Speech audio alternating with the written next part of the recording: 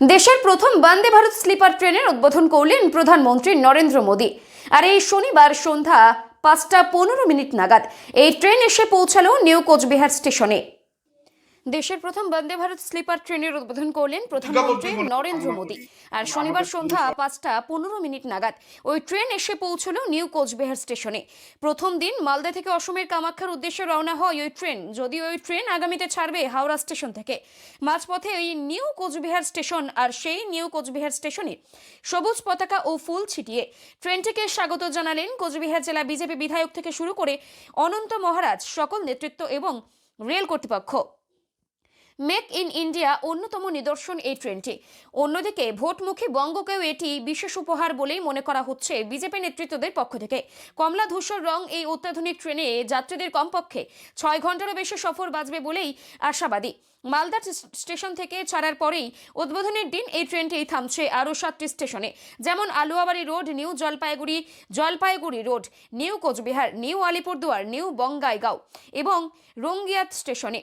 কোচবিহার স্টেশনে সবুজ পতাকা এবং ফুল ছিটিয়ে স্বাগত জানালো ওই ট্রেনটিকে বিজেপি নেতৃত্ব। উপস্থিত ছিলেন অনন্ত মহারাজ, মালতী রাভা, নিখিল রঞ্জন দে, সুকুমার রায় সহ অন্যান্য বিজেপি বিধায়কগণ।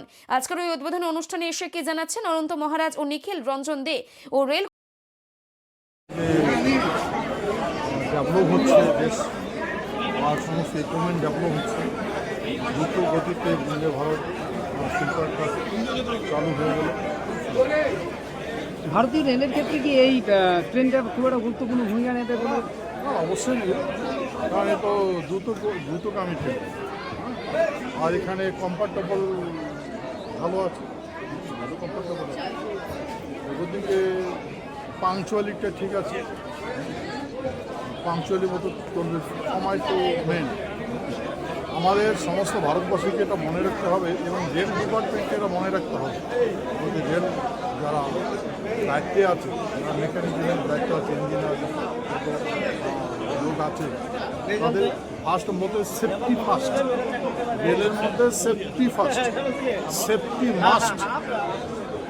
নো অ্যাক্সিডেন্টের কথা বলছি। হ্যাঁ, সেফটি, রেল যদি সেফটি থাকে সব সেফটি। তো গতিকে এটা সেই ভিত্তিতে রেল বানানো হয়েছে। এখন তো সুন্দর ছিল। বলছি এটা হাওড়া থেকে ভোর রাতে গিয়ে থামবে, এটা কি অন্য পরে গিয়ে থামবে ভালো তো না?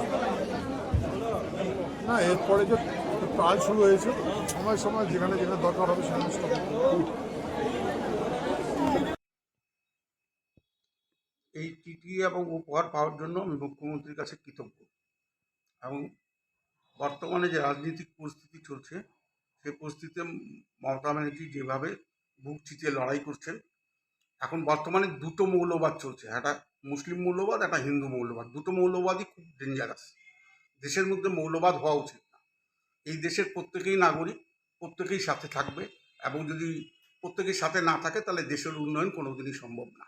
আমি প্রত্যেকটা মানুষের কাছে একটাই আবদার রাখবো, ধর্ম নিয়ে রাজনীতি না করে দেশের উন্নয়নের জন্য প্রত্যেকটা মানুষকে রাজনীতি করা উচিত, যাতে দেশের যে মূল সমস্যাগুলো আছে সেই সমস্যাগুলোর প্রতি কেন্দ্রীয় সরকার এবং রাজ্য সরকার দুজনকে নজর দেওয়া উচিত। মানুষের রোজগার, স্বাস্থ্য, শিক্ষা, এই ব্যাপারে মানুষ সরকারকে সচেতন হওয়া উচিত। এটুকুই আমি আমার মুখ্যমন্ত্রীর কাছে আবেদন রাখবো, যে বাংলার শিক্ষা, স্বাস্থ্য এবং যে বেকারত্ব সমস্যা আছে তার দিকে নজর বেশি দিয়ে কী করে বাংলার উন্নয়ন করা যায়, সেই উন্নয়নের পথে উনি অগ্রসর হন, তাতে আমাদের পূর্ণ সহযোগিতা থাকবে। আপনার পরিচয়টা যদি একটু দেন। আমি কুচবিহার জেলা ব্যবসায়ী সমিতির প্রেসিডেন্ট, সভাপতি।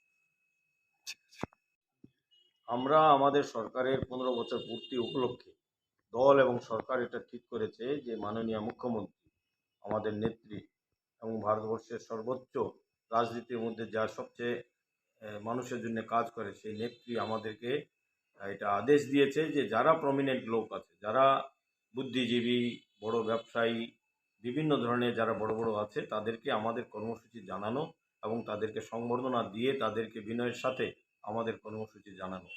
আজকে আমরা কুচবিহার জেলা ব্যবসায়ী সমিতির সভাপতি মাননীয় শ্রী মতিলাল জৈনকে আমাদের তরফ থেকে সংবর্ধনা জানানো হলো, এবং ওনার দীর্ঘ স্বাস্থ্যের কামনা করে এবং ওনার জীবনটা সুস্থভাবে কাটুক, আগামী দিনে উনি আরও সুন্দরভাবে তার জীবনযাপন করুক, এবং আমরা তার সমর্থনও আমরা চাই যে মুখ্যমন্ত্রী এই কর্মসূচিকে তার পক্ষ থেকে সমর্থন দেওয়া হোক। তিনি সেই কথাটা রেখেছেন এবং তিনি সম্পূর্ণভাবে মুখ্যমন্ত্রীর এই কর্মসূচি এবং আমাদের দল এবং সরকারকে সমর্থন জানিয়েছে, তার জন্য তাকে ধন্যবাদ।